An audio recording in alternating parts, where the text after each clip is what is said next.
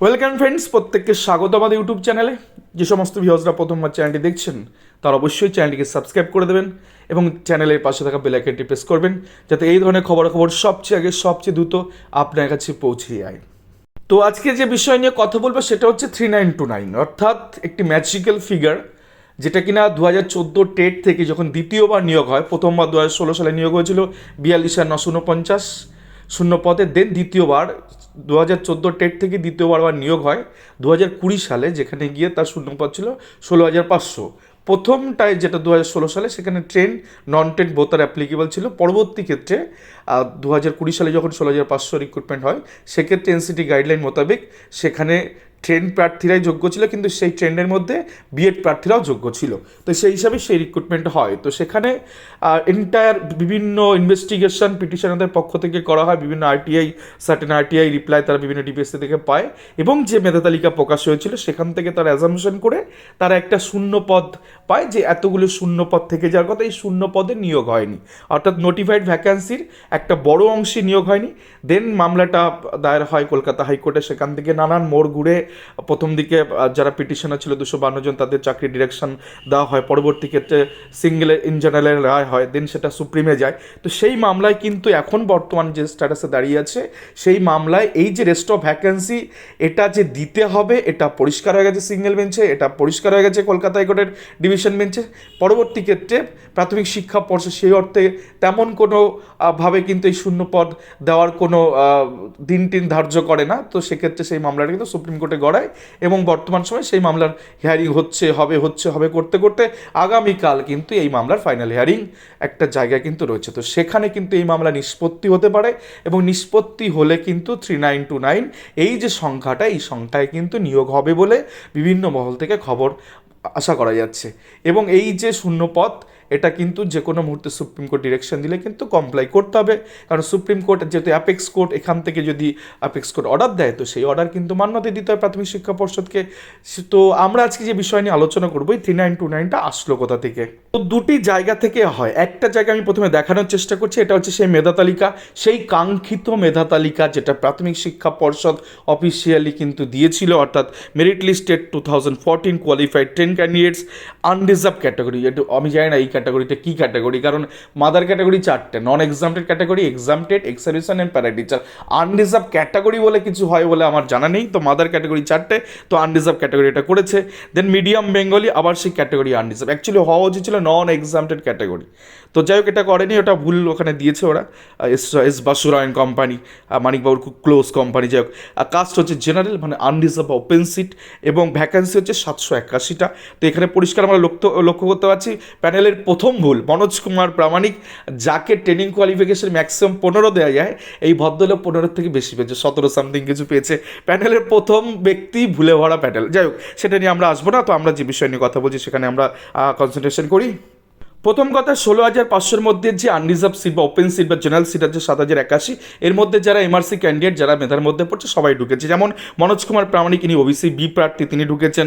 দেন তার একজন পরে তোমার প্রণব কুমার ঘোষ, তিনি ওবিসি বি প্রার্থী, ঢুকেছেন। ওবিসি বি আমরা আরও দেখতে পাচ্ছি। দেন ওবিসি এ, ওবিসি বি, অনেকে এখানে ঢুকতে পেরেছেন। তো 7,081টা পোস্ট থাকে, নোটিফাইড ভ্যাকেন্সি, যেটাকে নন এক্সামটেড ক্যাটাগরি, সাধারণ প্রার্থীরা, যেটাকে এরা ভুল করে আনরিজার্ভ বলে লিখেছে। তো সেটা কিন্তু টোটালটাই কিন্তু ফিল্ড আপ হয়, বাট টোটালটা রেকমেন্ডেশন করে প্রাথমিক শিক্ষা পর্ষদ, অর্থাৎ 7,081 জনকে কিন্তু রেকমেন্ডেশন দেওয়া হয় এক্ষেত্রে। তো পরবর্তীতে ক্ষেত্রে তারা কাউন্সিলিংয়ে যায়, দেন কাউন্সিলিং অনলাইনে অ্যাপিয়ার করে, দেন সেখান থেকে স্কুল চুজ করে স্কুলে জয়েন করে নেয়। তো এখানে দেখো 7,081 নিয়ে আমার কিচ্ছু বলা নেই, বাংলা মিডিয়ামে 7,081 পোস্ট টোটালটা ফিল্ড আপ হয়ে গেল নন এক্সামটেড ক্যাটাগরি। তো আবারও বলছি, মাদার ক্যাটাগরি 4টে, non exempted, exempted, ex serviceman এবং প্যারা টিচার। পরবর্তী 3টে ক্যাটাগরি যেগুলো এক্সামটেড, এক্স সার্ভিসম্যান এবং প্যারা টিচার, এখানে যদি সুইটেবল ক্যান্ডিডেট না থাকে, তাহলে নন এক্সামটেড বা সাধারণ প্রার্থীরা সেই জায়গাগুলো দখলদারি করবে, সেটা রুলস মোতাবেক। এইটা হচ্ছে নিয়ম। এটা প্রাথমিক শিক্ষা পর্ষদ 2016 সালের যে গেজেট বের করেছিল, তার 3টে সংশোধনীর মধ্যে এটা উল্লেখ আছে। আমরা এবার দেখে নেব merit list 2014 TET, page number 10, reserve category. What is the means reserve category? Reserve category মানে 3টে জিনিসের উল্লেখ করেছে। একটা হচ্ছে তোমার এক্সামটেড, একটা এক্স সার্ভিসম্যান, একটা প্যারা টিচার। এটা করে রিজার্ভ হিসাবে ধরেছে এই এস বাসুরায়ন রয় কোম্পানি। তো বাংলা মিডিয়াম ক্যাটাগরি দেখো, para teacher, general caste general মানে ওপেন সিট। তো ওপেন সিটের ক্ষেত্রে আমরা দেখতে পাচ্ছি যে 726টা পোস্ট এখানে রয়েছে। তো এক্ষেত্রে এরা যেটা করেছে, যে টোটাল যে নোটিফাইড ভ্যাকেন্সি 726টা নোটিফাইড ভ্যাকেন্সি আছে, যাদের কাছে প্যানেল আছে প্যানেলটা খুললেই দেখতে হবে এখানে 59 জনকে রিক্রুটমেন্ট দেওয়া হয়েছে, 59 জনকে রেকমেন্ডেশন করা হয়েছে। এই যে 59 জন দেওয়া হলো, 726 বিয়োগ 59 জন, এই বাকি পোস্টটায় নন এক্সামটেড প্রার্থীরা কিন্তু দখলদারি করবে, মানে তারা সেখানে আসবে রুলস মোতাবেক, বাট এইটাই দেওয়া হয়নি। তো এইখানে শূন্য পদে ভ্যাকান্ট থেকে গেছে, যেটা কি না প্যারা টিচার কোটা যদি প্যারা টিচার উপযুক্ত প্রার্থী যখন এখানে পাওয়া গেল না, 726টা পোস্ট জেনারেল পোস্ট, তো এখানে বাকি প্রার্থী পাওয়া যায় 59 শেষ হয়ে গেছে, যদি আমি দেখাতে পারলাম না এখানে, নিজেরা দেখে নেবে এই তালিকা থাকলে। তো বাকি সিটগুলো কিন্তু কনভার্টেড হয়ে এখানে প্রত্যেকের আসার কথা, সেটা কিন্তু আসেনি, অর্থাৎ এই সিটটায় নিয়োগ হয়নি। এইটা হচ্ছে এই প্যানেল থেকে আমি বলেছি দুরকমভাবে এই ভ্যাকেন্সিটা আইডেন্টিফাই হচ্ছে 3929। একটা আমি এই যে টোটাল প্যানেল সেটার থেকে আমি বোঝানোর চেষ্টা করছি যে কোথায় গাফিলতির জন্য প্রাথমিক শিক্ষা পর্ষদ এতদিন এটাকে লুকিয়ে রেখেছিল, লুক্কায়িত করে রেখেছিল, যার জন্য এই নিয়োগটা কিন্তু তারা দেননি। এটা একটা ইস্যু। তাহলে আমরা একটা প্যানেল দেখলাম, নন এক্সামটেডের একটা প্যানেল, যেটা কিনা আমি দেখিয়ে দিলাম 7081, সেখানে 7081 জনই রেকমেন্ডেশন পেয়েছে। একটা প্যারা টিচার কোটার একটা দেখালাম, যেখানে গিয়ে জেনারেল বা আনরিজার্ভ ওপেন সিট আমরা দেখি 726, সেখানে 59 জনকে রেকমেন্ডেশন দেওয়া আছে। তো দুটো ক্যাটাগরি আশা করি বোঝাতে পেরেছি, একটা কিনা আনরিজার্ভ ক্যাটাগরি যেটা ওদের মতে, এস্টাবাসু কোম্পানির মতে, আর একটা রিজার্ভ ক্যাটাগরি। এবার আমরা দেখে নেব আর একটা জিনিস, এবার আমরা একটা অংশের মধ্যে দেখে নিই বাংলা মিডিয়াম, সেই রিজার্ভ ক্যাটাগরি এরা বলছে। ক্যাটাগরি হচ্ছে এক্সামটেড, অর্থাৎ এক্সামটেড ক্যাটাগরি মানে আমি জাস্ট একটু বোঝানোর জন্য বলছি, এগুলো অনেকগুলো পার্ট করে ভাগ আছে, প্রত্যেকটা ক্যাটাগরির মধ্যে আবার জেনারেল, এসসি, এসটি, ওবিসি এরকমভাবে আছে। তো এক্সামটেড ক্যাটাগরি আমি একটাকে তুলেছি ওবিসি এ ক্যাটাগরি, মানে যেখানে শুধু ওবিসি এরাই থাকবে, কারণ এটা জেনারেল না যে সবাই এখানে ঢুকতে পারবে। তো ওবিসি এ ক্যাটাগরিতে 371টা পোস্ট এখানে আছে। তো আমরা দেখতে পাচ্ছি ওবিসি এ ক্যান্ডিডেট যারা কিনা এক্সামটেড, তারা কিন্তু এখানে মোটামুটি 32 জন ঢুকেছে। তাহলে এই 371 মাইনাস 32 যে ভ্যাকান্সিটা থেকে গেল, সেখানে কিন্তু সাধারণ প্রার্থীরা কিন্তু এখানে আর এলো না, অর্থাৎ সেই জায়গাটা কিন্তু ভ্যাকান্ট থেকে গেল। পরবর্তী ক্ষেত্রে প্রাথমিক শিক্ষা পর্ষদ যেটা করেছে, তিনটে জিনিস করেছে। একটা অফলাইন যারা ক্যান্ডিডেট যারা অফলাইনে জমা দিয়েছিল 465-68 গায়ে এরকম একটা সংখ্যাকে নিয়োগ দিয়েছে, মানে রেকমেন্ডেশন দিয়েছে।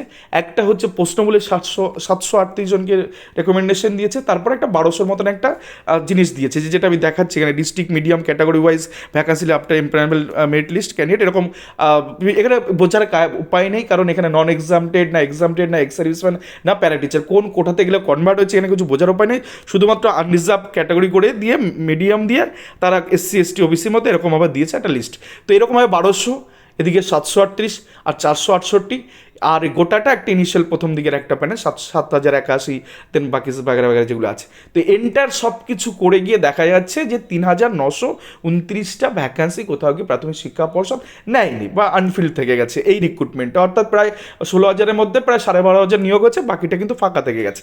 এটা একটা উপায় ভ্যাকান্সি বের করার, যেটা হয়তো পিটিশনার যারা ছিলেন তারা করেছেন।